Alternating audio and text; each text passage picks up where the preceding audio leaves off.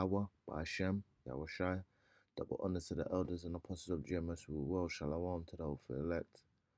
Um, I just wanted to do a retraction. Before I get into that, I'll read 1 Timothy 6:7.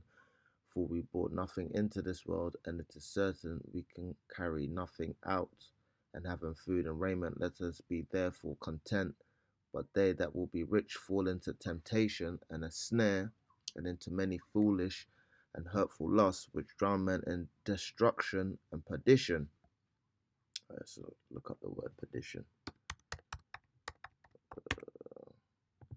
A state of eternal punishment and damnation, in which a sinful and unrepentant person passes after death. For the love of money is the root of all evil.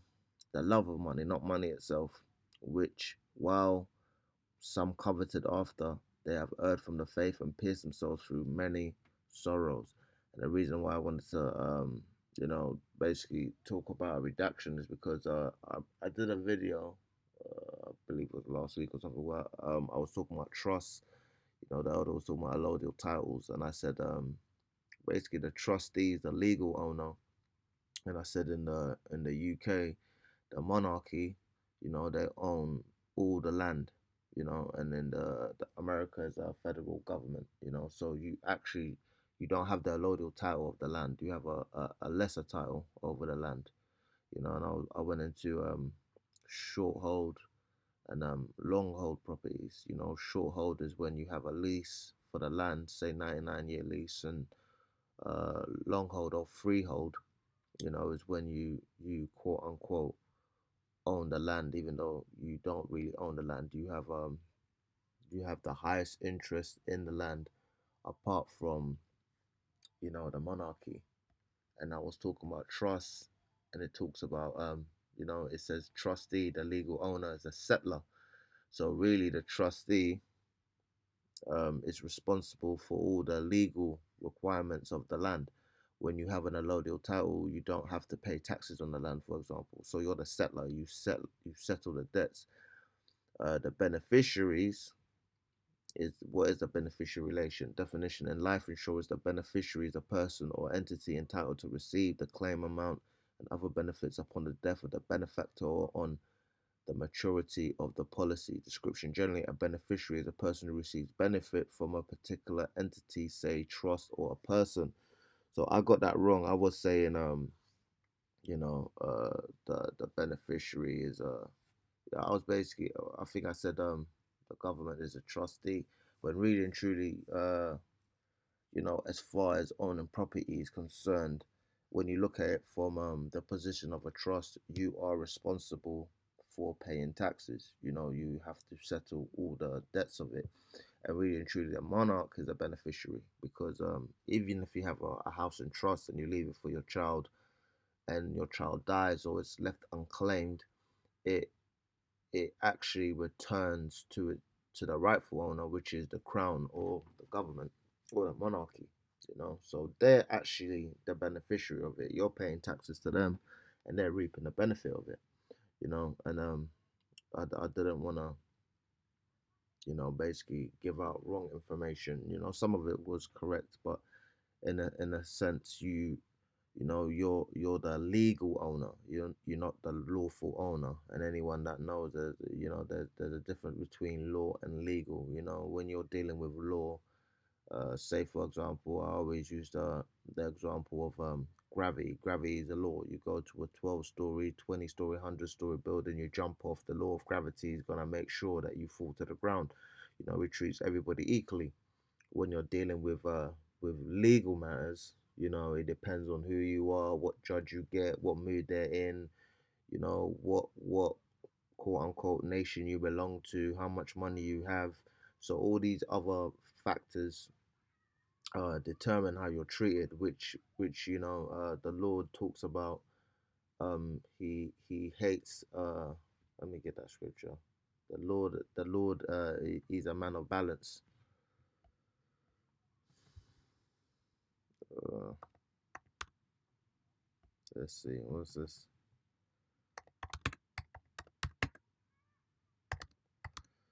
Man, I can't. uh, unjust weights.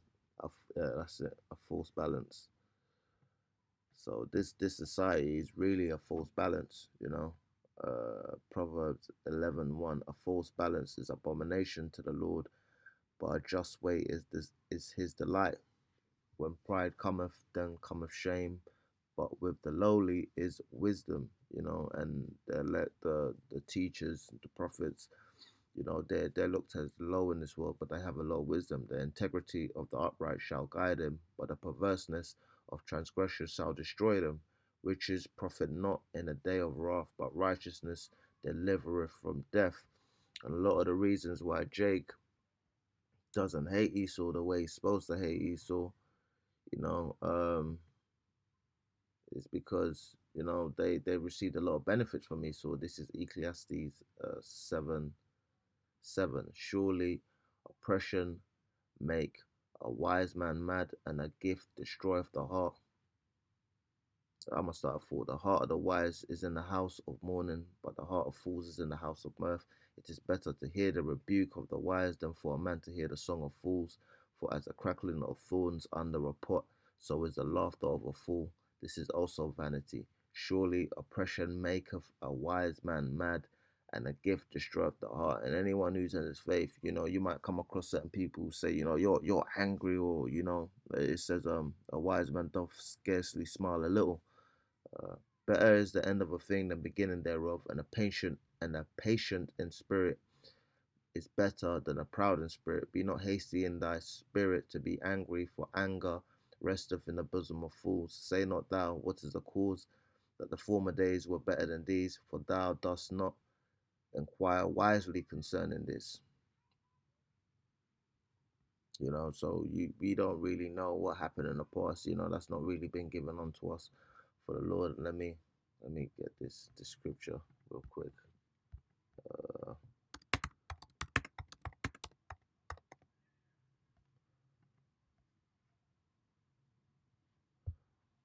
of This is Ecclesiastes 21:20. A fool lifted up his voice with laughter, but a wise man doth scarce smile a little.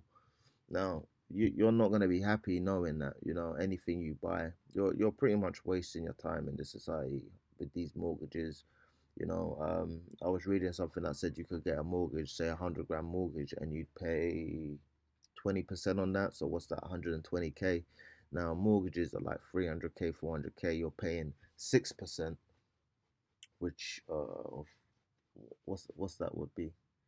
6% of 300K would be, say,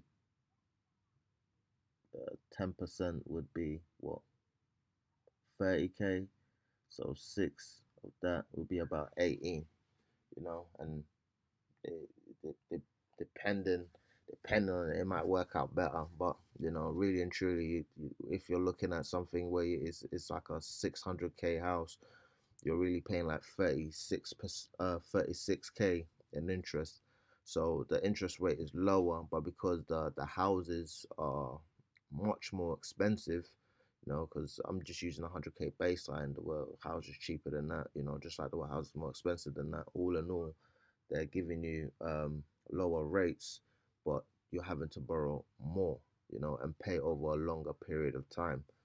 So Esau's system is just an unjust way, and people stress themselves out and don't really want to hate this Edomite because they perceive that he's done something for them, which is why the scriptures say a gift destroyeth the heart, because Jake don't want to hate Esau because a lot of them been given gifts, especially when you're dealing with Eve and them having public housing and benefits and so on and so forth. But a lot of the time, Jakes have that as well. They get the little house. I know a lot of Jakes who've had a house and they're entitled because there's a scheme in the UK where you can get like 50% off, buying a house, but you're buying a house where you don't own the allodial title. Number one, it's in a flat, so you own the flat, but it's a short hold property, and you don't actually own the land in which the flat, is built on. So it's deceitful meats. Let me get that scripture. This man This man is he's a deceiver. He makes you think he's doing you a favor, but really and truly he's not. And this is Proverbs 23:3.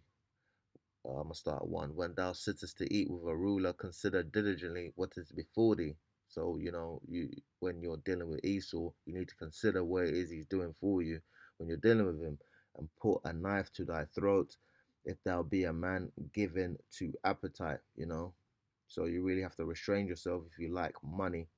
If you like dealing with women, so on and so forth. You have to be very careful when dealing with this devil and dealing with women and just dealing with things in this place in general, because everything's deceitful and unrighteous. Be not desirous of his dainties, for they are deceitful meat. Labor not to be rich, cease from thine own wisdom, but thy set thine eyes upon that which is not. For riches certainly make themselves wings, they fly away as an eagle toward heaven. Eat thou not the bread of him that have an evil eye, neither desire thou his dainty meats. And all his philosophies, what he offers you in the society, they're all dainty meats. They're all untainted. They're all off balance. You don't own anything. He wants to give you a mortgage, and it's only recently that I think it's like 200 years ago where England started giving loans with interest. Before, obviously, they more led lived by the Bible, so they didn't um they didn't give loans with interest on it. If you got a loan, it was just a loan. They didn't put interest on it because that's usury. And even in the scriptures forbid it. But now Esau is like he's a man on the loose. This is First Timothy 6:7. For we brought nothing into this world, and it is certain we can carry nothing out. You came naked, screaming, crying, straight out your mum's womb, and you want to accumulate all of the stuff. And then when you die, somebody washes your body and stuffs you in a box and puts you in the ground. So you're going to stress yourself for these things that you don't really own when you look at it. I mean, I had something come through the post the other day. It was a license. They basically want to put points and fine me, and I got upset over it. I don't have any points on my license, but I thought, you know what, it is license anyway. This place is soon done. You can have it. You can have the £100. You can put the 3 points on my license. It's not mine anyway. The fact of getting a license means that you're under their authority, so it's not really mine to deal with. So I'll just put it down as as just a situation to learn from. Because to be honest, I got myself in a situation with one of those average speed cameras. But usually there's is at work. Usually there's traffic at the end, so I tend to speed to try and get ahead of the other cars. And then I get stuck in traffic, so it averages out. But one time I must have done that, and there was no traffic, and I was like, "What the hell? This is London. Usually there's always traffic, and that's on me." If I just sometimes it's just worth waiting the extra 5-10 minutes to not deal with the headache that comes after, you know. And that's something that I have to consider and deal with. But yeah, this man he's a liar, and let's see if I can look into this thing. Bank of England introduction of interest. Let's see if we can get any information on that before you know.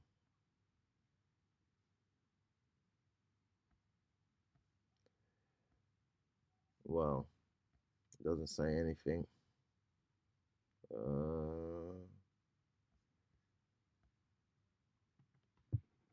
I mean, Google used to have a lot more information than this now.